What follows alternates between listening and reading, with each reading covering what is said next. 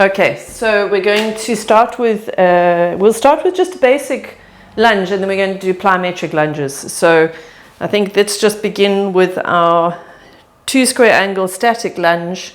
So you can start kneeling on the floor if you want to, and then just pop your hands on your hips if you like, or anywhere else, frankly. You're just going to hit those 2 square angles and keep it relatively light. And we're just, whoops, we're doing around 8, 10 of these.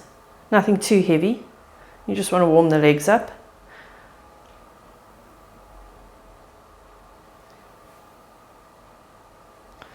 I'm going to do 1 or 2 more.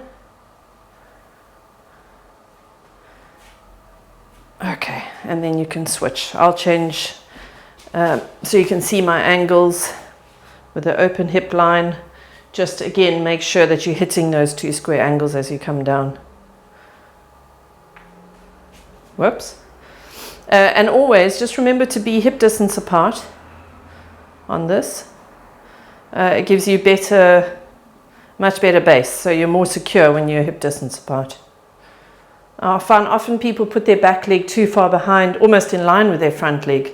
But then of course your base is so small, you can't balance. Well, I do think, as I said on Wednesday, my balance is very poor because of this. I think possibly because of the medications and just the shoulders kind of thrown me into a different place. My body's not quite sure of itself. Okay, we're going to do press ups. Now I'm not going to be able to do those quite yet, so I'll talk you through them. But again, just a basic kind of 3/4 and very, very easy set. So whichever you're doing, and I imagine with the girls it's probably best to be on the knees for the warm-up set, and then of course you're down. So I'm not going to take it down, but make sure the hands are wide, so you keep going.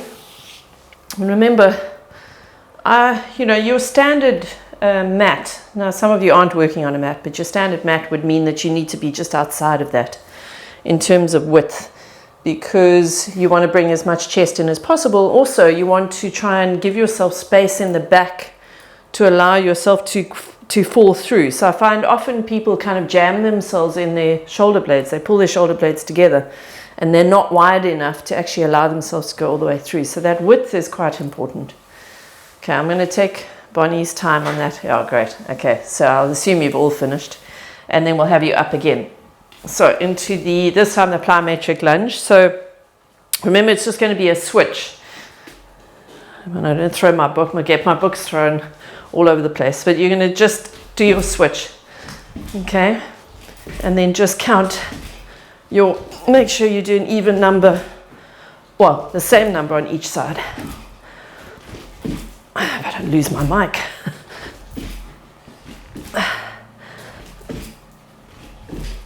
And try and hit those 2 square angles when you land.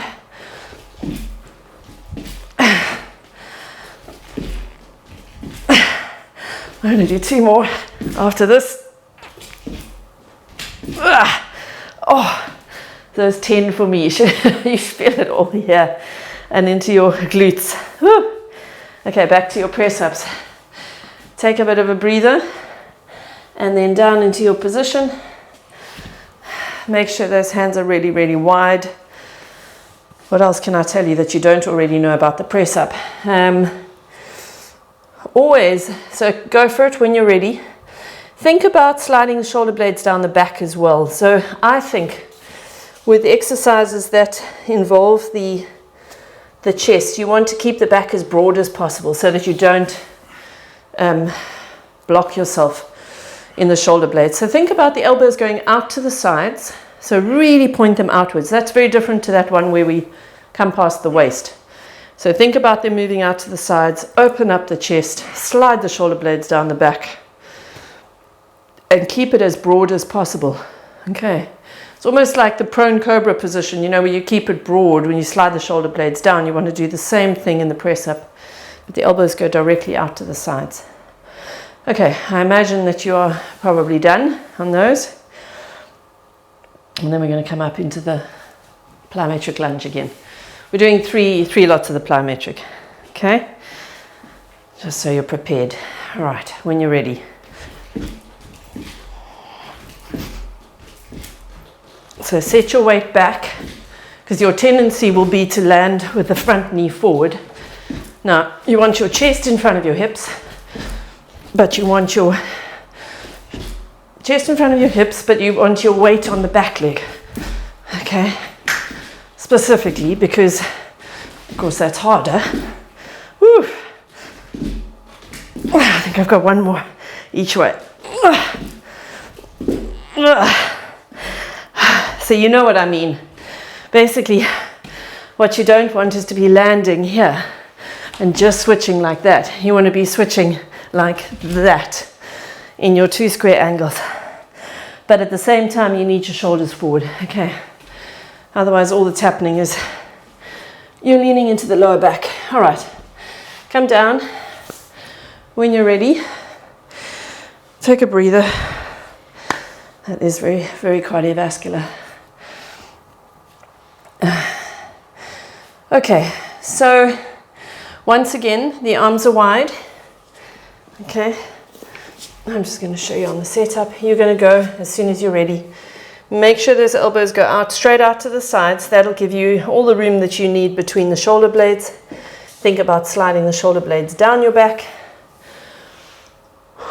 And you're going to try and aim to get as close to the floor as possible. Keep the chin tucked down. You want a long line through the neck into the head.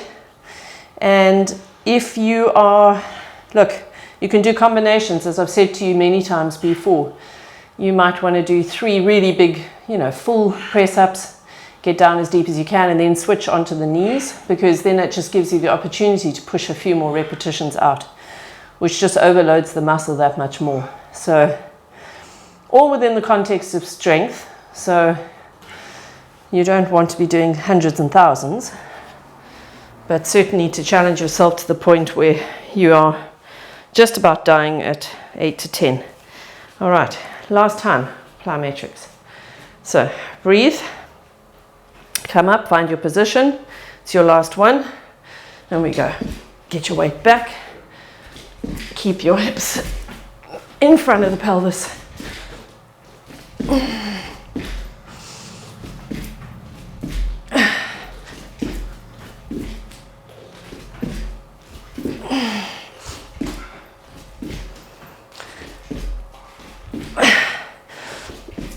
I'm going to do one more. Okay. Take a breather and then back to your press-ups when you're ready. By now, hopefully, certainly my girls are feeling more like they're getting the full press-ups. The difficulty with press-ups, of course, is that if you don't do them every week, there can be, and I kind of would like to do them every week, but I also feel like it's nice to put other exercises in and create a little bit of variety. So it's not like we're on a press-up mission. What we're on a mission for is to strengthen the body and to tone the body. So whatever gets us there, frankly. So don't get caught up in, oh, I used to be able to do 5 or 10 full ones and now I can't do more than 2. It doesn't really matter. The point is that we're doing a variety of exercises that are going to strengthen every aspect of the body. So, okay, back to our last set. Find your position. Make sure you're wide enough. So if you've got a yoga mat in front of you, I would say thumbs on the mat is about right. Make sure you're in your normal neutral plank, belly button pulled to the spine, and then elbows straight out to the sides. So off you go. Slide the shoulder blades down the back. So you're nice and broad in the back. Keep the elbows moving to the sides. What else can I? Oh, and push off the heel of the hand. So make that your point so that you don't compromise anywhere else and you don't compensate on the lack of strength in the chest anywhere else. I actually find that cue is quite a good one. So if you think about pushing the floor away with the palms of the hands, that actually gives you the right feeling for it. Okay, when you are finished with that one, you're going to grab your books because we're going to do the VMO, which is that one that stands for the vastus medialis oblongatus or oblique, and that's this muscle here around the knee. So it offers a lot of stability to the kneecap. It's one of your 4 quadricep muscles. We haven't done this for a long time. And the chair is not a very useful tool for this because you kind of need to have your hips and shoulders facing front. Now, I'm going to do it with my back to you, or back to the camera, so excuse me. You're going to take your books and move them about 1/2 meter from the wall. Maybe a little bit less, maybe 1/3. Okay? Your books are high enough that it's going to cause you a little bit of pain. How else do I say it? But not so high that you can't manage. So you can adjust as you go. You're going to put one foot on the, so let me show you from the front. We've done this before, but I'm going to go through it again. Okay, so this foot is in front of the books and my hands are against the wall. So just imagine my wall is here. My hands are here. My hips are facing front. Okay, the whole time I'm doing this exercise, my hips are facing front. That's more important than anything else, because I can tell you now what's going to happen is as you come down, you're going to open up towards the foot that's on the, so your driving thought is your hip forward. So let's all put our right foot up on the books, because then when I cue you, I can cue you right hip forward. Hands against the wall, hips facing front. This foot is straight, it's in front of my books. These toes are on my books. My heel is up and I've opened my knee so that it's sitting over the second toe. And all I'm going to do is push off the wall and come up. Okay? So the actual movement will look like this. I'm in position. I've got my hands against the wall. I'm keeping my heel high and I'm just lifting and lowering. It's very, very, very simple movement. But my right hip is forward. It doesn't change. All I'm doing is pushing off and coming back. The higher my heel stays, the harder I work the VMO. The more I keep my butt back and my chest forward, the more I work the VMO. The higher my books are, the more I work my VMO. Okay, the more I open up that kneecap while keeping my hips square, the more I work my VMO. You get the idea. Okay, so, and also I'm not jumping off the floor, I am without momentum pushing. Okay? Bonnie, this might be a bit hard on your toes. So if you do have a problem with any toe issue, if you've got dysfunction in the toe joint, this may be a difficult one to do. You're probably going to have to keep your heel lower. So putting yourself on a few more books, or taking the exercise slower would help to challenge it. Okay, I'm going to do another, I think 2. I'm feeling it is burning, my leg is shaking. My right hip is still forward. Oh, okay. So you should feel it here. Should be here, on the inside of the knee. Okay, because that's your VMO. Now, you need to do it with the, as I say, the chest in front of the hips. So it's no good leaning backwards and then coming up, because that will be very easy. Okay, what we're trying to work against is gravity, so we're going to use it to our advantage. So the left foot is up on the books. We've turned the left knee out. The heel is off. The hips are facing the wall directly. My right foot is facing front. It's in front of my books, but just in front of my books. And now I go on my left side. I'm taking it very slow. I'm not dropping my heel. My heel stays exactly where it is. Exactly where it is.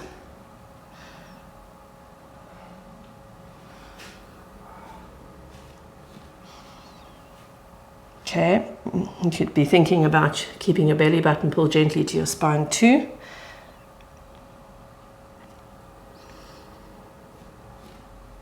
Keep the heel off. Keep your butt behind you. Keep it slow as you come down. Make sure the left hip is forward. So as you come off the books, bring the left hip forward. Now keep the left hip forward as you push off.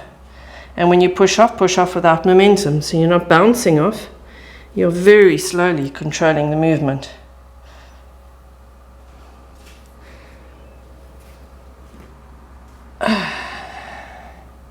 I'm going to do 2 more. Also lots of shaking going on. Remember to keep your weight forward That way you're loading the left leg more. And relax. So there are a couple of compensations that tend to happen here. If you're, as I say, if your weight is completely upright or even leaning backwards, you're not really working against gravity. You're going to make it very easy for yourself. The minute you bring this foot forward, you leave your backside behind and you take your chest in front of your pelvis. Now suddenly you've got all this extra load of the trunk that's going to have to be pushed with that leg, okay? So think about it from a maybe an engineering point of view. You kind of want to make, and we're going back to the first side, by the way. You want to make it harder. Okay, as I say, I'm going to go through the other ways to challenge it. So, hands on the wall, hips facing front, right knee is open slightly so that the right knee falls over the second toe. My heel is off, my toes are on the books. My left foot is facing front on the floor, and now I'm slowly pushing up and coming back. I'm watching my heel. It doesn't move. It's not dropping down. It's staying where it is. That's what's going to load me. My chest is forward of my hips. My butt is a little bit stuck out, and that's going to load me too. So that's more challenge. My knee is open, but my hips are square. That's more challenge. And I'm keeping it slow, and I'm not using momentum. That's also more challenge. So, no wonder my poor leg is shaking. And I'm feeling it on the inside of the knee.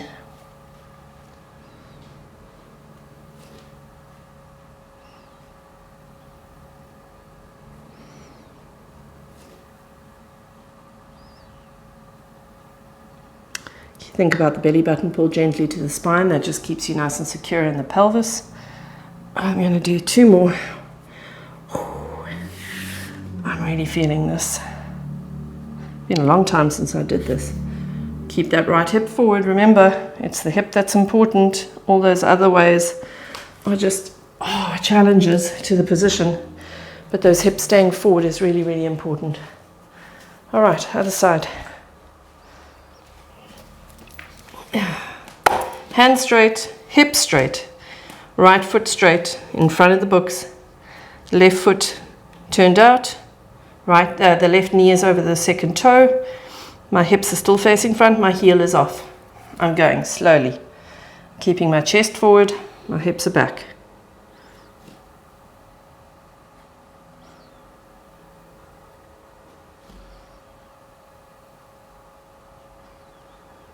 Belly button, pull gently to the spine. Keep that left hip forward. Come on, drive it with that left hip staying forward, or at least that the hips are square. However you want to see it or think about it, those hips should be square, but the knee should be turned out. Keep the heel up. Keep it slow. Lose any momentum that you might have.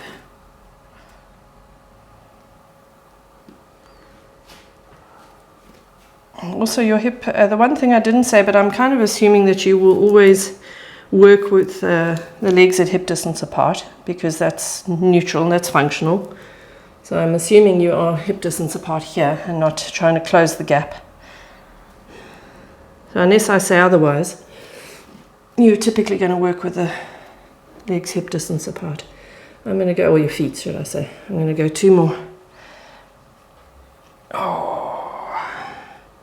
One more. Okay, shake those legs out.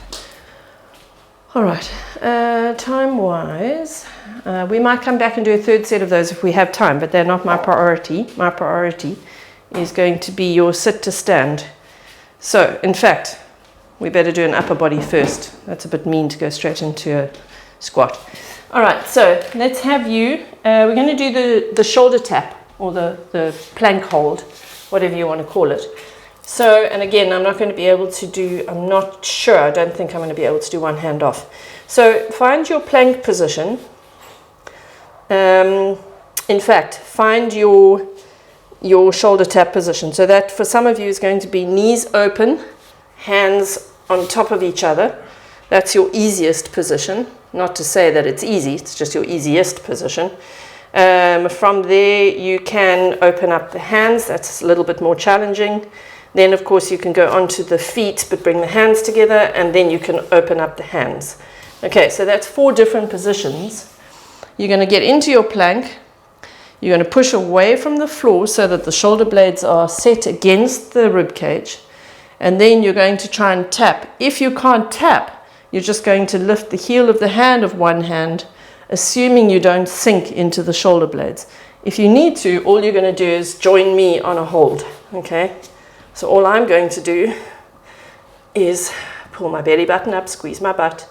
I'm going to bring my chest forward. I'm going to push away from the floor, and I'm simply going to hold this position. As I start feeling myself getting tired and wanting to sink into the back, into the shoulder blades, I'm just going to push away from the floor and hold that position. I keep my chest forward. I squeeze my butt. I keep my belly button pulled to my spine. I push away from the floor, but I bring my chest, my sternum through my shoulder blades, through my shoulders. So I'm staying in neutral. I'm pushing away from the floor. Oh.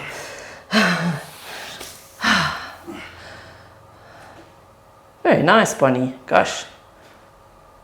Pretty bloody good. That's impressive. I haven't been watching what he's been doing behind the scenes lately. Looks pretty rock solid. Okay, so hopefully you've all tried to do those taps. And again, I reiterate, the most important thing is this shoulder position, and that the hips also don't rock. I didn't say that, but you know not to rock them. So whatever position you can manage, stay in, and it's well worth, even if you do what I did, it's great, because all it's doing is building endurance in that muscle, strength endurance, and that will take you places. So it's not a wasted effort if you can't actually do the tap itself. It can take quite a long time to get to that point. All right, so you're going to grab your chair, you're going to grab your band if you've got one, and I suggested an old pair of pantyhose if you don't. Who was it who was telling me about that? Someone said, such a great alternative, an old pair of stockings. You know, you could just make a band out of. But either way, I think it's a good idea to have the bands because they are very useful. We can do quite a bit with them, and they're quite nice for added resistance. So I'm going to show you facing front, and I'll show you facing side as well. You're going to sit on the edge of your chair, and when I say edge, I mean right on the edge. And then you're going to bring your heels back so that they are slightly back of your knees. So in other words, you're not in a 90-degree angle. The heels are closer to the chair. I'm going to be shoulder width apart, and I'm going to turn my toes out to 45 degrees. Okay, and I've got the band just above. Now, the idea with this, what I love about this working with a band, is that you've got something to push against. So it's going to give you feedback, because typically what will happen is you'll lose the band. You'll want to come inwards as you stand into your squat. But if I say to you, keep pushing against the band and keep it taut, you're more likely to do a correct technique on this. Okay, so from here, all I'm doing is standing. So it's called a sit to stand squat. So I'm just going to touch my butt onto my chair and come back up again. I'm keeping my position of my knees, so I'm pushing against the band. I haven't changed that.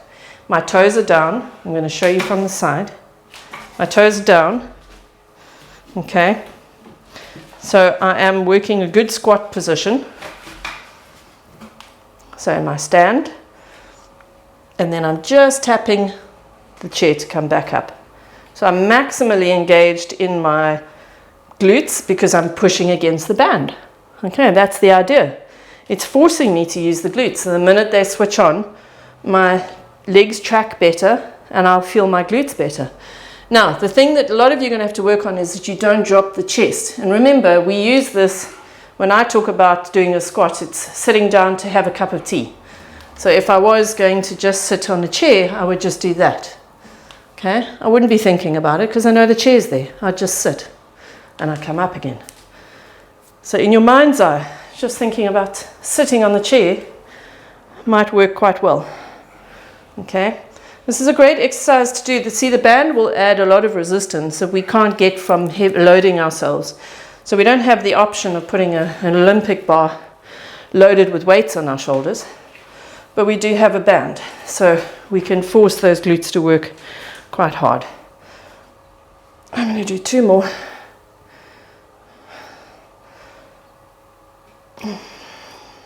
One more. Okay. Oh, so you should be able to feel those glutes. Whoops. They should be switching on very nicely. Okay. Let's go back to the taps, shoulder taps. We've got about 6 minutes. So find your position, whatever it is. If you want to join me in just the plank, feel free. I've got my legs hip distance apart, my hands are shoulder width apart, my hands are under my shoulders, I'm pushing away from the floor, my upper back is in neutral, squeezing my bum, belly button pulled to the spine. I keep pushing away from the floor more and more while I bring the chest through my shoulders. So my sternum is forward, but I'm pushing away from the floor. So I'm really working my serratus anterior, so I'm actually working into my back with the chest switched on. My shoulders are switched on, my triceps are switched on, my abs are switched on, everything basically. Keep pushing away from the floor. Bonnie, your hips are starting to go. Oh, your hips are starting to go. And relax. Oh. All right, grab that chair again.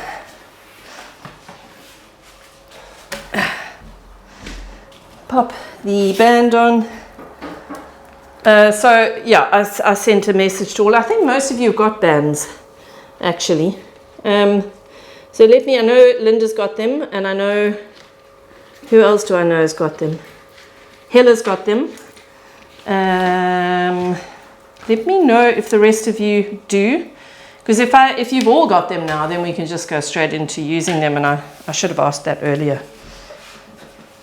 Okay. So feet are at shoulder width apart, just outside of shoulder width actually.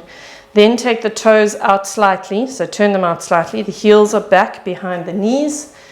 Okay, I'm leaning forward and I'm just going to stand. So all I'm doing is tapping that chair and coming up again.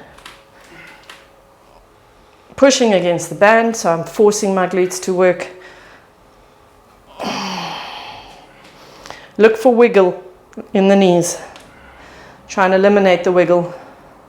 Push against the band every step of the way. Keep the big toes down. Don't roll onto the outsides of the feet. You're pushing against the band with the glutes. It's the knees that are pushing against the band, but it's the glutes that are doing the work. Squeeze the butt.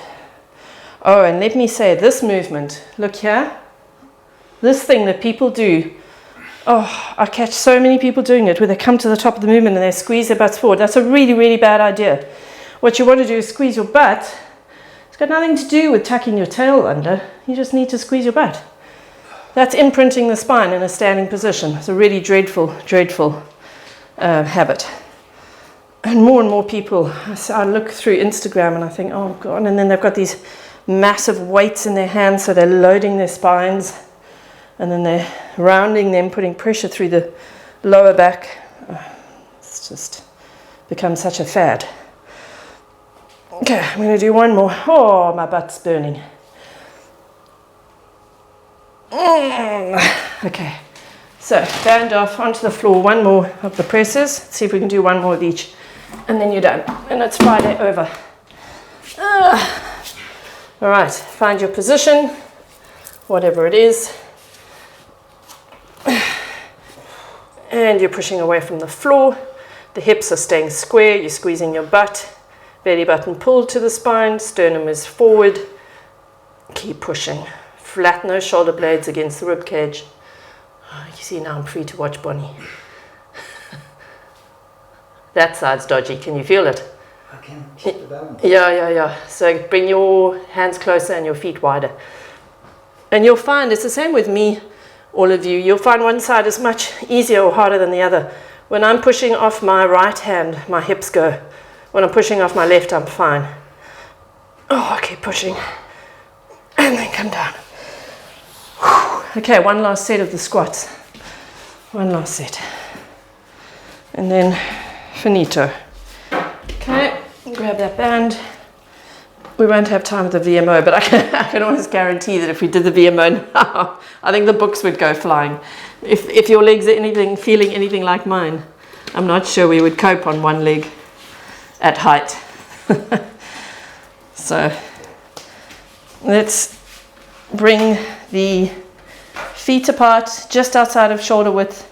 Turn the toes out. Don't turn the heels in, turn the toes out. So the legs are wider rather than narrow. It gives you space for the hips. They are back towards the chair. You're going to stand. Okay? And then you go from there.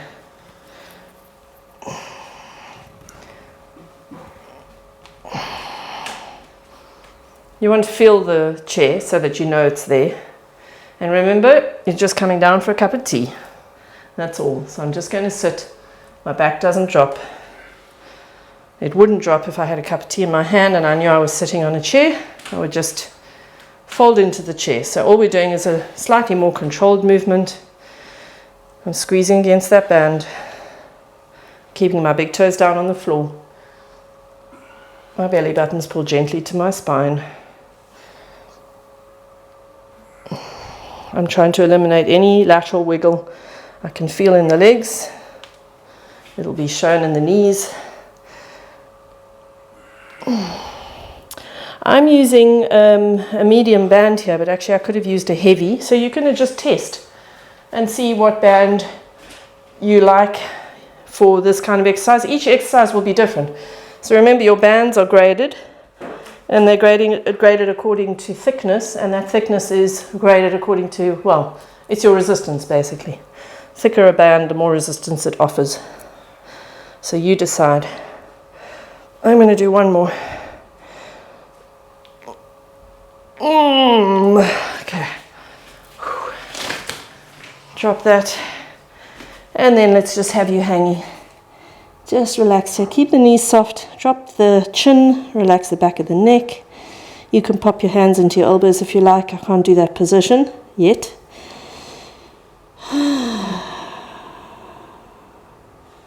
And then let's come up slowly. Oh, that was nicely done today. That's your Friday workout. Thanks for joining me.